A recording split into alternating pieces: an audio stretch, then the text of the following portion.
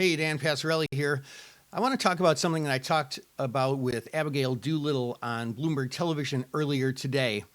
So, for about the past 6 months, VIX below 20 was a really reliable indicator to hedge.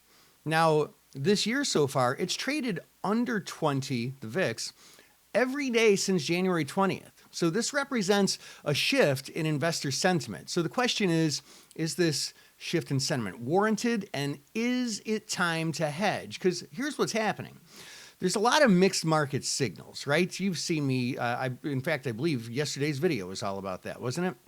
This rally gives investors FOMO, and they end up fighting the Fed, focusing more on the slowdown of interest rate hikes and ignoring the word hikes in that phrase, right?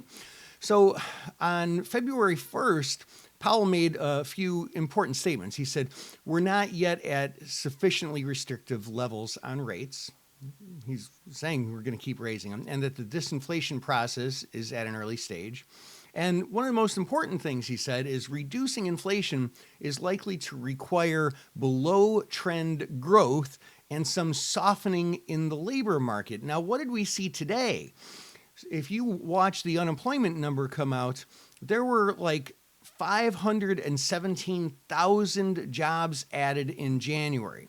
The economists polled, they predicted that we would have added 187,000 jobs.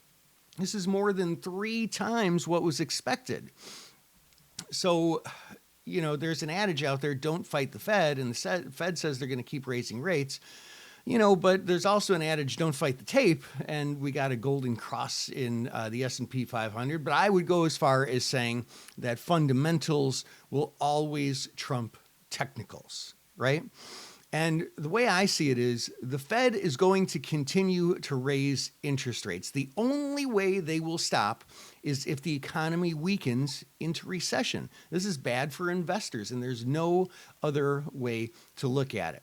So for me, I bought some protective puts. I'm not fully hedged by any stretch of the imagination, but I've got some protective puts, and some of the stocks that I have covered calls written on, I do plan to get assigned if they are in the money at expiration to free up some of those holdings and turn them into the safer asset, cash. I hope that helps. This is Dan Passarelli. Trade smart.